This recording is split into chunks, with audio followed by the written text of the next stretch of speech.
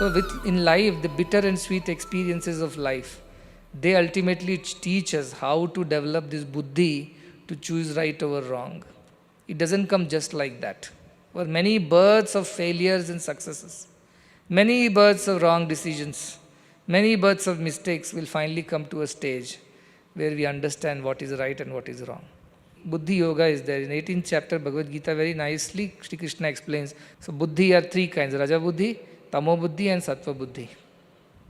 So, it's the definitions also Krishna has given so very well in 18th chapter. It says the difference between Dharma, Adharma, Karye, Akarye, Bhaya, Abhaye, Yo Veti, the one which understand exactly as it is between Bandha and Moksha. So, four things Krishna says: Dharma, Adharma, Karya, Akarye, Bhaya, Abhaye, Bandham cha Moksham cha Yo Veti sa Buddhi Partha Satvaki, he says. That Buddhi alone is a Sattva Buddhi, a pure Buddhi, a correct Buddhi, which can choose Dharma and Adharma correctly. Karya, Akarya, what should be done and what should not be done, it can choose, discriminate correctly.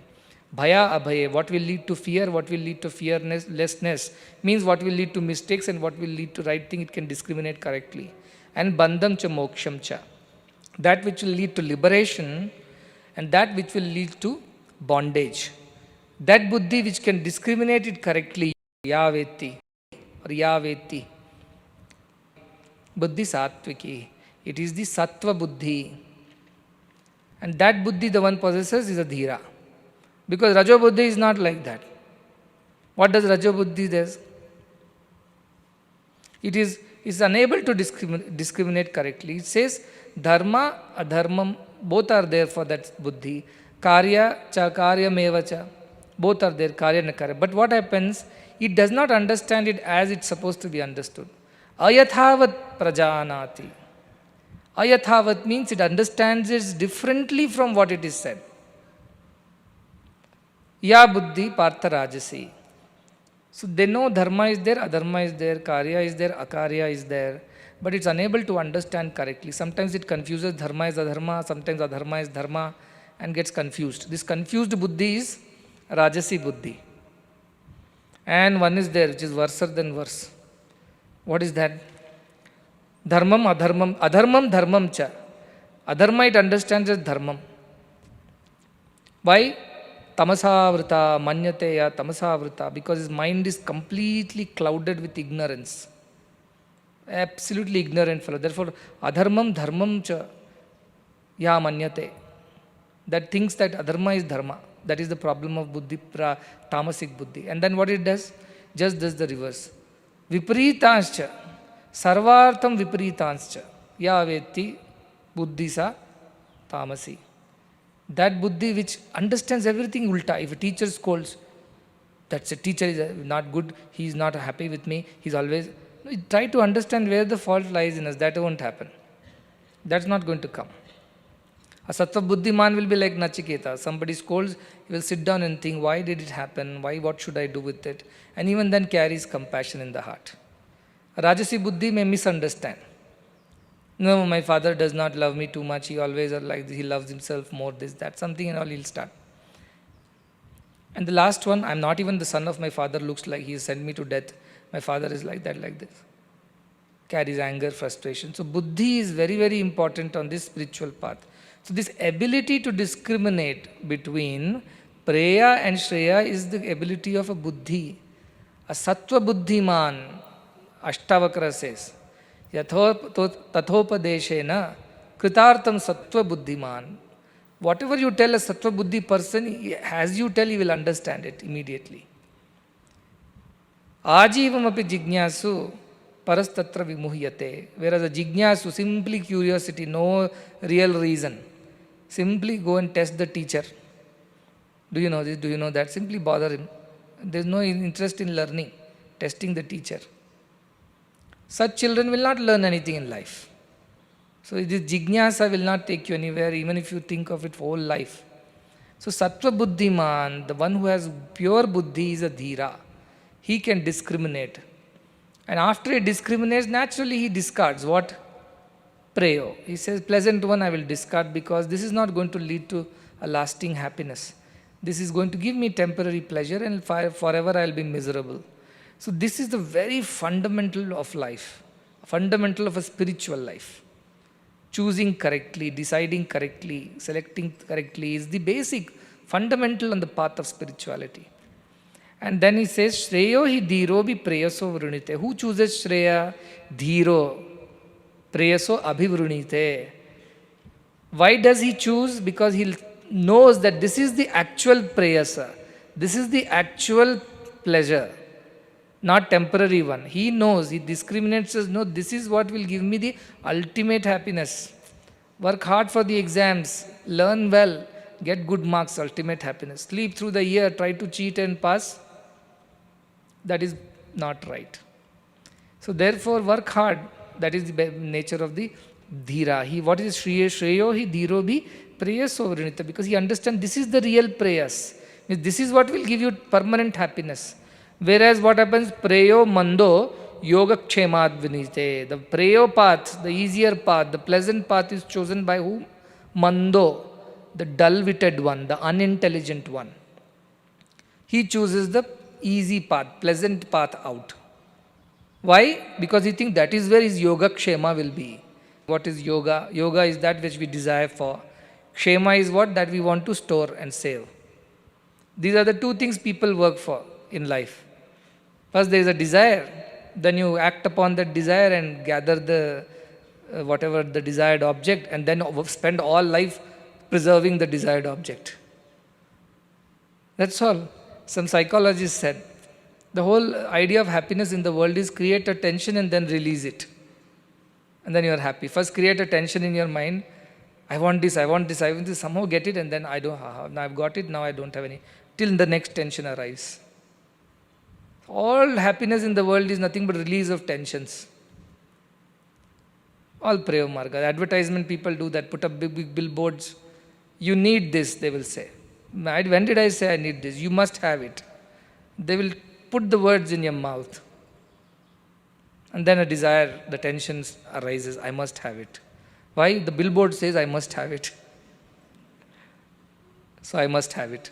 Now you'll go up and down, run this way, that way, borrow, this, do everything you do to just get it. Till you get it, there is no peace. Once you get it, you enjoy it for some time, then the happiness is over after that. Then you start looking for some other thing to become happy. By the time they'll change the billboard, put up something else there. Next you need this. That's why somebody wrote during the COVID, economies are collapsing, GDP is falling. Why? Because people are not willing to buy what they don't need with the money that they don't have. Economies were prospering when people were buying things which they did not need with the money they did not have. They were borrowing money and buying. What? What they did not need. Today they are saying, I don't want to buy things because I don't have money. The economies are collapsing. What we needed, we always had enough money for that. But what we did not need, what we wanted, what we desired, we kept on borrowing. This whole idea of taking loans and enjoying life, credit cards, it has come from this Shreyo Preyo concept only. So Preyo Marga is dangerous not just for an individual, it's dangerous for the entire country and the world. Whenever we choose prayers over Shreyas, it's very, very dangerous.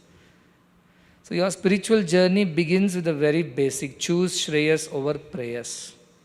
If you can't do that, then don't study Upanishads any further. Because it's no use. It's no use. Since you could not develop the discrimination, could not develop the strength to discard the pleasant for the sake of the higher goals of good, you cannot study Upanishads. Upanishads is not going to benefit you here onwards. If you make up your mind, yes, I must understand this very basic principle of good life, spiritual life, and choose the right over the pleasant always, not one day, 2 days, every time, then you know that you are now ready to learn more. So without finishing primary school, nobody will admit you into high school. Without having developed the idea of choosing Shreyo over Preyo, you cannot go and learn further of any Upanishad. Because it's a waste of time. Whatever we read from here, it's not going to make any sense. So go back and do mananam. That how are we going to choose always the right, even if it's painful, even if it's difficult, it could be as simple as waking up in the morning. There are two things. I can wake up a little late, nobody is going to question me. but it's not good for health, it is making me lazier, I'm giving into my temptations of the body, into the tamoguna. So what should I do? I should not allow on the very first day itself. Because the moment I open a little door, everything will come in. Therefore, always choose this. It could be starting with waking up in the morning to eating more breakfast or just feeling lazy. Some children are so lazy, don't go for lunch. All these are little decisions you have to make, but life is all about little things. All these little things add up to a large life. So begin here. Open my mouth to scold somebody or gossip. Remember, this is not Shreyo Marga, this is Prayo Marga. I feel like gossiping. These are not spiritual habits. So give up. Vishayan, Vishavatyaja. Give up like you will give up. Visha means poison. There is no waiting to give up poison. I'll have today, tomorrow onwards I'll stop drinking poison. Nobody says that. Immediately they give up because this is not good for your spiritual growth. So I'm spending so much time because Kathopanishad is so practical. It starts with the very basics of life, and after, if you get this right only, you can go ahead and do better things in life. So the third shloka will go to, now that you've understood how important it is, and I can't say it in many more words. Sa tvam priyan rupanscha kaman abhidhyayan nachiketo atyastrakshihi naitam srinkam vittamiyam avapto yasyam majjanti bahuvo manushyaha. He is praising Nachiketa now, Yama, because he has noticed that this Nachiketa could choose the Shreya over Prayo. All temptations did not distract him. So he's praising Nachiketa. Yama says, Satvam, as you are, Priyan, Priyarupanscha. Priyan means whatever is pleasurable and whatever appears to be pleasurable, Priyarupa. Both of them, all those kaman, all those desires, abhidhyayana, by thinking deeply about them, Nachiketaha atyasrakshi, you have discarded them. You are so good, he is telling to Nachiketa, that all Priya and Priya Rupa. Priya means what you have immediately in your hand, you want to enjoy it. What is Priya Rupa means what appears to be good and nice. Both of them you have discarded. Why? Because you have thought well. Abhidhyayan. You are a dhira. You chose well. Na etam srinkam vittamiyam avapto. You have understood. What you have thought and understood, na etam, this one. Srinkam means it is a chain or a jewel, or also it's the path. So this path of vittam, that is wealth and prosperity and desires and fulfillment of desires, this does not ultimately give you fulfillment. Na vittam iyam avapto. This one, if you get, you don't become fulfilled. You don't become satisfied. You have understood this.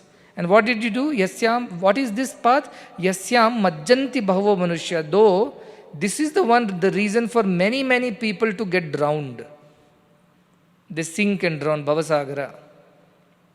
This is the path which you have understood very clearly, that it is not the one which brings ultimate fulfillment to anyone. And this is the dangerous path following which many have drowned. Majjanti bhavo manushyaha. Many have drowned. You have understood this very well. So look at Yama, how he has tested Nachiketa and how he found Nachiketa fitting disciple, as a fitting disciple, because this path many people have followed and have only met with their ruin. They never got satisfaction, avapta. Now what else? He says, he further describes these two paths and says, Duramete viparite vishuchi avidyayacha vidyeti jnata vidyabhipsinam nachiketasam manye natva kama bahavo lolupanta. He says these two paths, the Shreyas and Preyas path, are also known as Vidya and Avidya.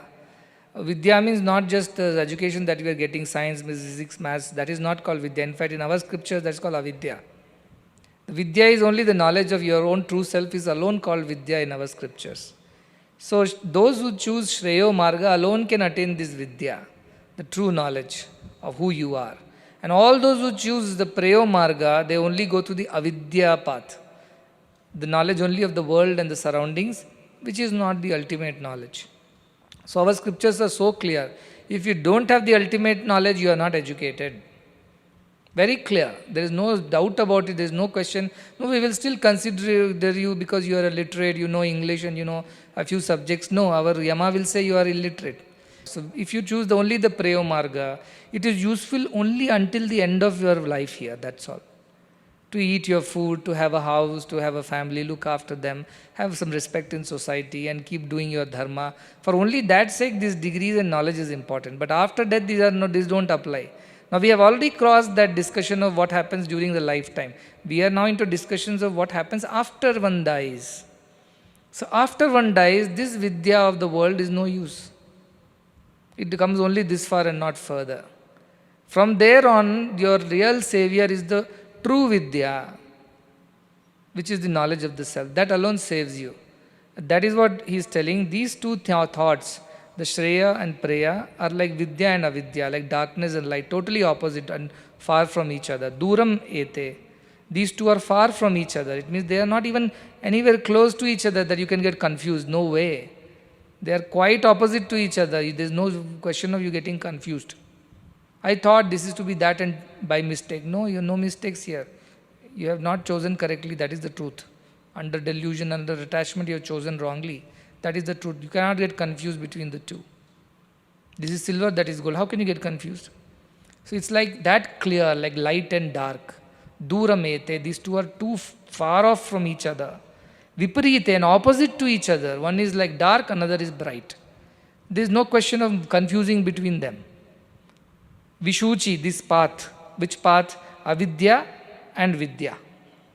The knowers of this path, Gyata, those who know that Vidya is one and Avidya is the other, they know that they are totally opposite to each other. They have different opposite results altogether, and the path that needs to be followed is totally opposite. Don't tell me that I thought this and by mistake I did that. No mistakes. You did not think. That is the truth. Or even after thinking, you did not decide correctly. That is the truth. Don't tell me that you made a mistake. You can't see an elephant and say, I just thought it's a goat. It can't be a goat. Either you decide not to think, or after thinking decide not to accept. If you want to really follow the good path, it's so clear, just follow whatever it takes. If you don't want to follow, don't follow, be clear. These people in between who theoretically imagine that they want to do good, but practically they don't have the ability to do good. And they are always confused. This is why I said, Duramete, Viparite, Vishuchi. These two are absolutely, clearly opposite to each other, very different. You can't tell me that you were confused. It's so clearly different. If you really have conviction, your clarity will be there. So these two are so opposite to each other, you can't get like salt and sugar, though they look white, but they're totally opposite to each other. You can't get confused between salt and sugar. Can an ant get confused? You put sugar in salt bottle, a salt in sugar bottle, you think ant will read the label and go? It just goes by its instinct. It knows this is sweet and that is salty. Like that, even though they may look alike, like the previous time I told, they come mixed. They cannot be differentiated at the first look. So, samparitya vivinakti. By careful observation, you can discriminate and separate the two paths. Because the two paths are so opposite to each other, like sugar and salt. They're so different from each other, you can't get confused. And therefore, the one who does that, all the gyatas, the knowers of this path have told that these are absolutely opposite to each other, very far from each other, they're not at all to be confused. And then he says, Vidya bhipsinam nachiketa sammanye natva kama bhavaha, means many kamas alolupantaha. What he is saying is that you, Nachiketa, as you are, I understand, Nachiketasam manye, I believe so, Vidya bhipsinam, you desire for Vidya. You don't want a Vidya, I have understood about you. Natva kama, because to you these kama, all these desires, bhavaha, of various kinds, alolupantaha. They could not distract you, tempt you. You were not tempted by so many of these desires. Therefore, I understand, Nachiketa, that you desire only for Vidya. You desire only for the true knowledge and you are not confused at all. Because he says there are people in the world who think they know. They have chosen the right thing. Yamanyu, such people exist and they will continue to exist even in Kali Yuga. So therefore he says this. Avidyayam antare vartamanaha Swayam dhiraha panditap manyamanaha Dandramyamanaah paryanti moodha andhe naiva niyamana yathandhaah. Like the blind leading another blind. Andhe naiva niyamana yathandhaah. Like one blind is leading another blind. And what is going to happen? Dandravyamana paryanti moodha. Dandravyamana means in crooked ways because they can't see things right and straight. So they keep fumbling, falling, and this way, that way, this swinging. They walk. Paryanti, keep going round, round, and round. Moodha, fools. These fools who decide that no, we are doing the right thing, we know what is right. What do? They're like blind people leading other blind and going in circles, that too in a crooked way. Falling, getting up. So how can a blind lead another blind, you tell me? It's not possible. That's what our Yama is telling. So these people are who? Avidyayam antare vartamana. They are living under avidya. Avidya means these worldly desires and illusions and all worldly temptations. They're all busy with that. They're into that. But they say, Swayam Dhiraha, Panditam Manyama. They self-declare that I am a Dhira, I am the intelligent one. I am the one who has chosen correctly. And they declare I am a Pandita, I am the knower of the truth. And what do? They keep going around in a circle, Punarapi Jananam, Punarapi Maranam, and along with them they drag 10 others also. Avidyaya mantare. They are under vidya, they are under the influence of illusions or delusion. Their desires are fooling them. And they think they know. And they are taking the right decisions. And then what happens? They get misled by their own attachments and mislead 10 others. So that is the problem with people who don't have discrimination, determination, no conviction, no clarity, and they just want to do things like that. At least I always say, better is our Duryodhana. When Mahabharata war was going to start, Krishna went all the way to teach Duryodhana, this is not the right thing to do. Why don't you give 5 villages and be done with it? They are happy. And Duryodhana says, no, I won't even give one tip of the needle's worth land to them. Forget 5 villages to them. And Krishna is very upset. So when he is preaching Duryodhana says to Krishna, Krishna says, what you are doing is adharma. This is not dharma. He says, Krishna, janami dharmam nachame pravritti. Janami adharmam nachame nivritti. Don't waste your time on me. I know what is right, I can't do it. I know what is wrong, I can't stop doing it. So what can you do about it? Don't waste your time. That is what he tells Krishna. So what's the point in trying to improve a fellow who does not want to improve, has decided not to improve? There is no point in wasting time there. That is why Yama has carefully selected Nachiketa after much testing. That's why he's praising. See, you have chosen correctly. I tried to tempt you with many things. Despite that, you chose correctly, because these are the temptations which have made many a people drown in the ocean of samsara. And you have understood. And what did you do? You chose the right thing. Vidya abhipsinam, because you desired for the true knowledge. And then he continues to say, but you know, Nachiketa, you may not know, but I have met thousands and thousands and billions of beings. That is, out of his experience only he has written this 5th shloka. I met billions before you. They think they are great knowers of the truth because they have done a lot of yajna yagas, they have gone to tirtha yatras, they have studied all the scriptures, by-hearted them. They can give any length of discourse on any of these Vedantic concepts. At the end, they have not redeemed themselves. Why? Because they have never chosen the Shreyo over the Preyo. They all did all this because that was prayers to them.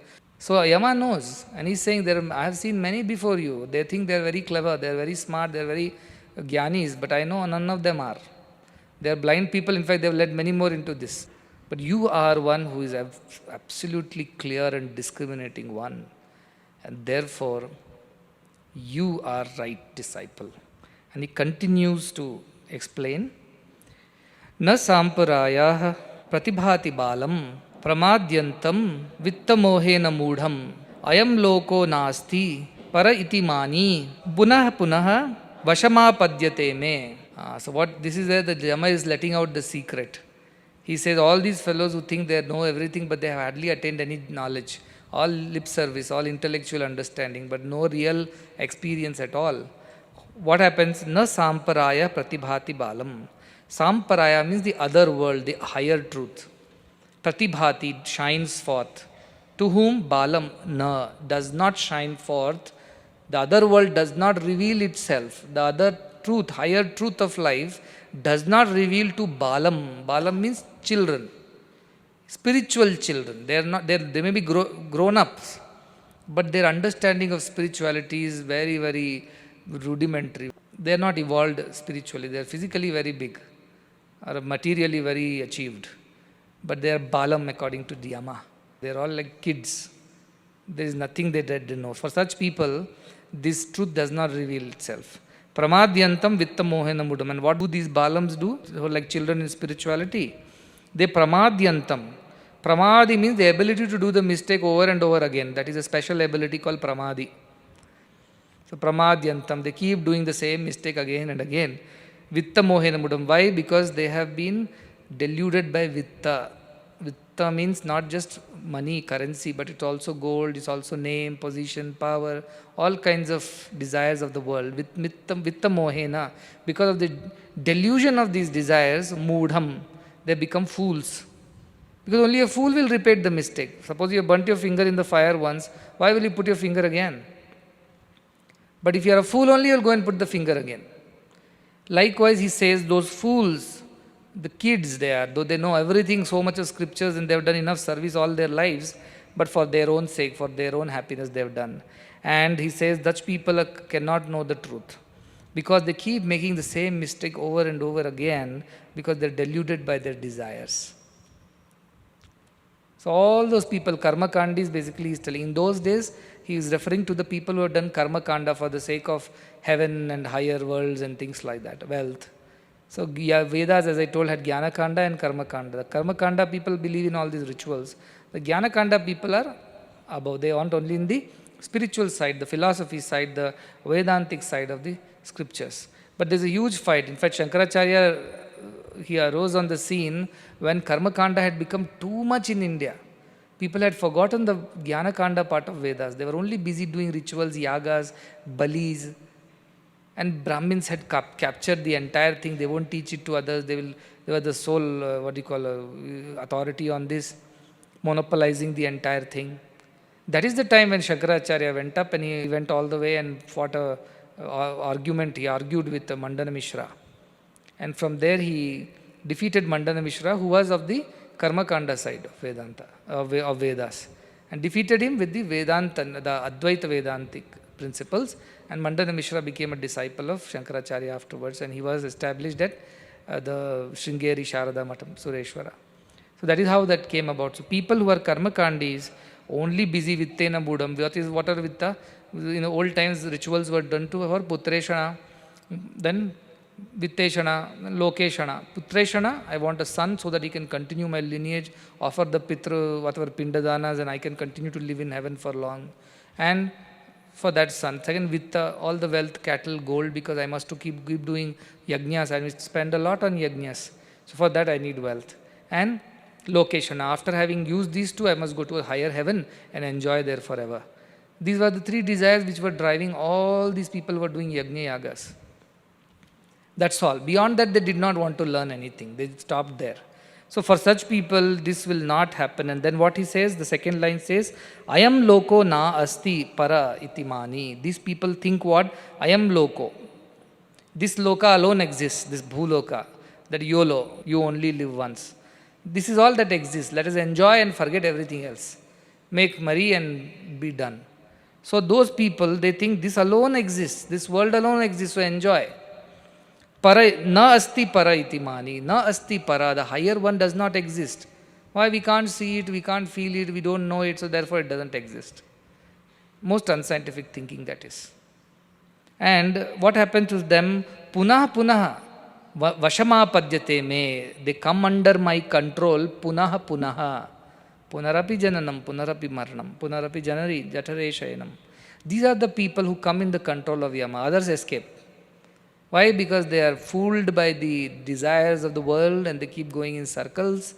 And they don't believe, first of all, that another world exists. If you know another town exists, then only you can buy a ticket, train ticket and go and see that. Suppose I know that Delhi exists, then I will take a train ticket, go Delhi and see whatever I have to see.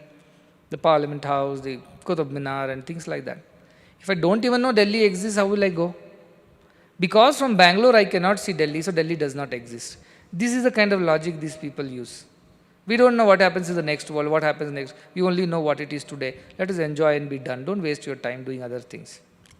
Such people don't reach anywhere, they reach to Yama only. And punah punah, not once, again and again and again and again. They keep coming back to Yama, and Yama keeps putting them in one of the lokas we saw and then bringing them back onto earth, and they start the cycle all over again. And this never ends for them, it goes on forever. This is the truth. Whether you like it, you don't like it, you believe it, you don't believe it, it doesn't bother Yama, because finally you are going to meet him. So, like ostrich, we can't bury our head in the sand and believe that the hunter does not come. That is the highest level of foolishness that we can show. That is why it says, Na samparaya pratibhati balam. This kind of foolish approach, very kiddish, childish approach. What, child hide and seek, how they play children. They'll close their eyes and think nobody sees them. This is their hide and seek. They're not even hiding behind a cupboard. They just close their eyes and think, I can't see the other person, so other person is also unable to see me. And parents will play along. Where are you? Where are you? Where are you? And the child is thinking, how well I have hidden myself. Nobody sees me. That is why childish thinking. Pratibha, na pratibhati balam. This will not be revealed to this kind of childish spiritual people. This has to come only to those who go ahead and realize themselves, realize that there is something that exists beyond death. Unless we know it, we'll be dying again and again and again. And every time we die, we'll be born again, then start from the scratch. Learn how to brush, learn how to walk, somebody has to clean you, somebody has to bathe you, feed you, teach you to talk. How horrible. We have already graduated. If we are readmitted to the first class again, how frustrating it should be. Why should I start from ABCD? I know all these things I have done before. So what? You are cursed. You have to start from ABCD again. You can't sit in that class for 10 minutes also if it's in primary school class. Because you know everything, you'll get restless. But the problem with these people is that they're willing to go back to the same class again and start all over again. But that is why they're called childish. The one who are discriminating ones, they are not going to suffer like this. So this is the very first fundamental principles of spiritual life that Yama is teaching to Nachiketa. What is that? Shreya and Preya, these two things come in front of every person at all times. The one who chooses Shreya becomes a sadhu, the one who chooses Preya becomes a scoundrel.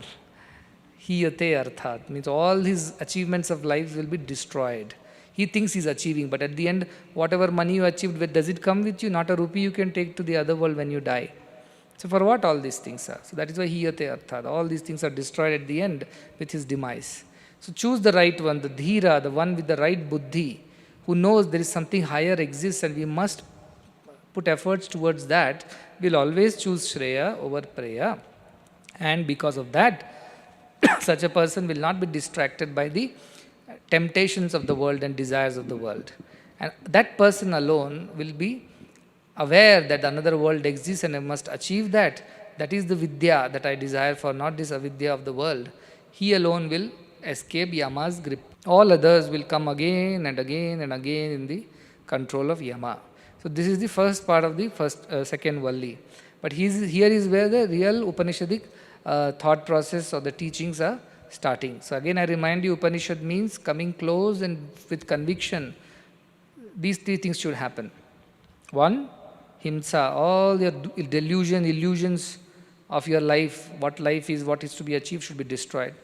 Avasadhana, this grip of your mind and senses on yourself, which does not allow you to choose Shreya. It always pushes us to choose Preya. That grip should become loosened.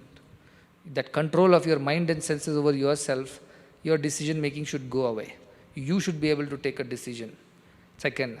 Third, Gati. Now there is a new process of movement that has started within you. Till now you are always looking outside, I have to achieve that, achieve this, achieve that. Now you are saying, no, I have to achieve this first before I go out and achieve that. I must achieve this first. What? To know who you truly are. And once you reach that, that is destination. Gati means also destination, Gati means also the path. So both it is within. So all this while you are looking outside for things, this is the time Upanishads teach us to turn inward. That is why Upanishad is called Brahma Vidya. It is knowledge of the highest self, Brahman. All others are Brahma Vidyas. Because they are there today, tomorrow they are not there, Shobhava. So remember this changes in your thinking pattern should now manifest in your being if you are reading Upanishads.